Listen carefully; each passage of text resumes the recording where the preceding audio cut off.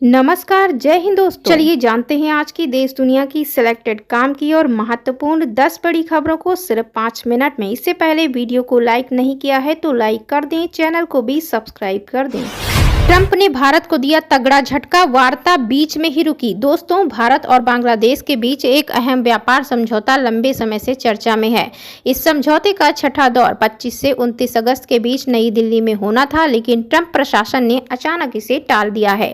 एक अमेरिकी अधिकारी के मुताबिक ये बैठक अब किसी और तारीख पर आयोजित की जाएगी, जिसकी घोषणा जल्द की जाएगी। एक अमेरिकी अधिकारी के मुताबिक ये बैठक अब किसी और तारीख पर आयोजित की जाएगी, जिसकी घोषणा जल्द की जाएगी।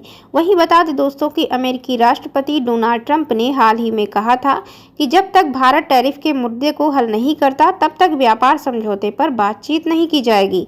वहीं बता दें कि अमेरिका चाहता है कि भारत अपने कृषि और डेयरी बाजार को अमेरिकी कंपनियों के लिए खोले।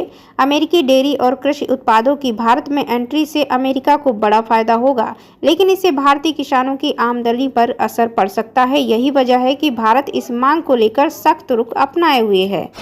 जीएसटी में 2 स्लैब का प्रस्ताव, जरूरी सामानों पर लगेगा 5 और 18% कर, लग्जरी उत्पादों पर 40% टैक्स। केंद्र सरकार ने जीएसटी व्यवस्था में बड़े बदलाव का प्रस्ताव रखा है। सरकारी सूत्रों के अनुसार नए ढांचे में जीएसटी की 2 मुख्य दरें होंगी, 5% और 18%। इसके अलावा लग्जरी और हानिकारक वस्तुओं जैसे शराब, तंबाकू आदि पर 40% का विशेष कर लगाया जाएगा। सूत्रों के मुताबिक वर्तमान 12% जीएसटी स्लैब में आने वाली लगभग 99% वस्तुएं अब 5% वाले स्लैब में चली जाएंगी। वहीं 28% वाले स्लैब में आने वाली करीब 90% वस्तुएं अब 18% वाले स्लैब में आ जाएंगी। सरकार का मानना है कि इस बदलाव से टैक्स संरचना सरल होगी और उपभोक्ताओं को राहत मिलेगी। बंगाल सड़क हादसे में बिहार के 11 लोगों की मौत, सीएम नीतीश ने जताया दुख, 2-2 लाख के मुआवजे का किया ऐलान।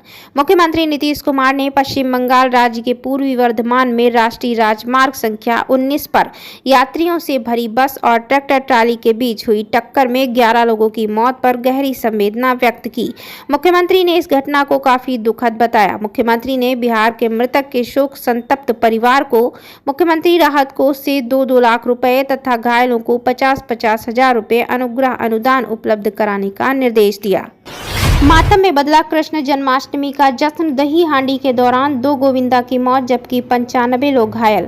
मुंबई में जन्माष्टमी के पर्व पर शनिवार यानी 16 अगस्त को दही हांडी उत्सव के दौरान दुखद घटनाएं सामने आईं।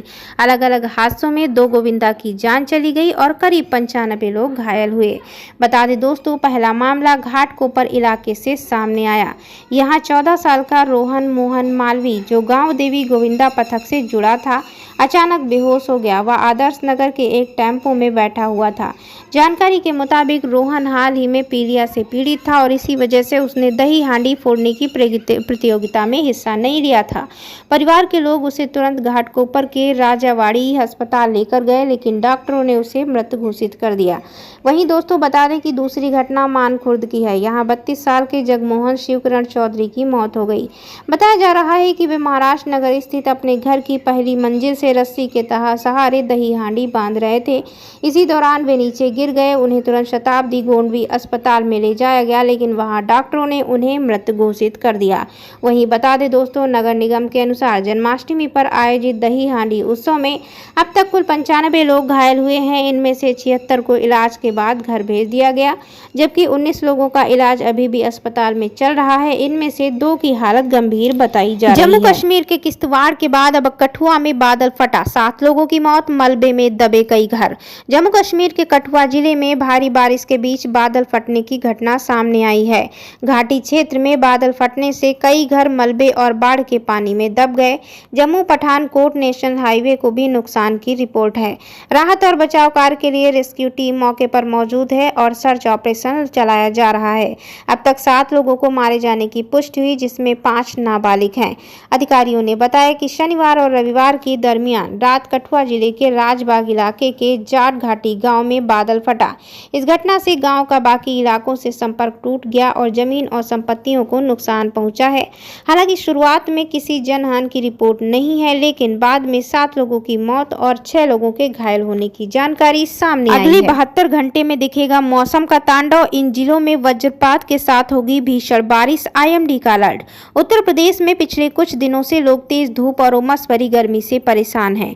मानसून की चाल धीमी हो गई है और आसमान साफ होने से तापमान भी बढ़ गया है। लोग बारिश की उम्मीद लगाए बैठे हैं। मौसम विभाग ने पूर्वी और पश्चिमी उत्तर प्रदेश के कई जिलों के लिए 21, 22 और 23 अगस्त को भारी बारिश और वज्रपात का अलर्ट जारी किया। इन दिनों बारिश जोर पकड़ सकती है और कई क्षेत्रों में जलभराव की स्थिति भी बन सकती है। लखनऊ के मौसम वैज्ञानिक अतिल कुमार सिंह ने बताया कि मानसून की ट्रफ लाइन अब अपनी सामान्य स्थिति से दक्षिण की ओर खिसक गई है। बंगाल की खाड़ी में जो दबाव क्षेत्र बना था, अब वह उड़ीसा और आंध्र प्रदेश की ओर बढ़ चुका है। इसी वजह से उत्तर प्रदेश में अगले 3 से 4 दिनों तक मानसून की सक्रियता कमजोर रहेगी।